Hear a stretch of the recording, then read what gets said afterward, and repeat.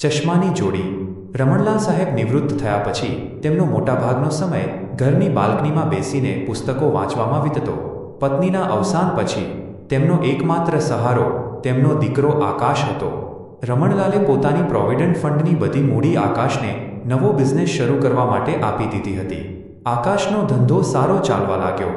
તેના લગ્ન તનિષા સાથે થયા. નવા લગ્ન પછી ઘરની લાઇફસ્ટાઇલ બદલાવા લાગી.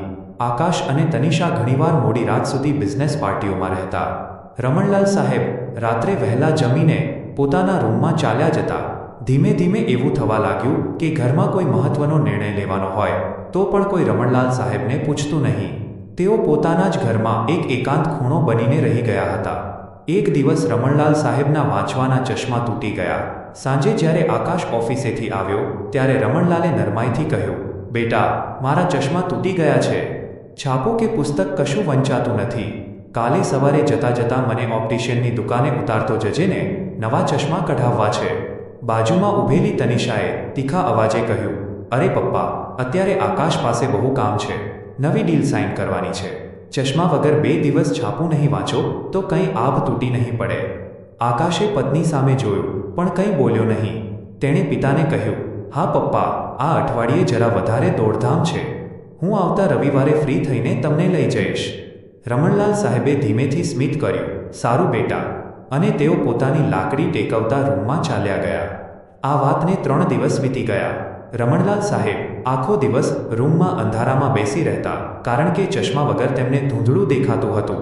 ચોથા દિવસે આકાશ ઓફિસેથી આવ્યો ત્યારે ખૂબ ખુશ હતો. તેણે તનિષાને બોલાવીને કહ્યું, "તનિષા, જો આજે આપણી નવી ડીલ ફાઇનલ થઈ ગઈ. આ ખુશીમાં હું તારા માટે આ મોંઘી હીરાની વીંટી લાવ્યો છું." તનિષા રાજીની રેડ થઈ ગઈ.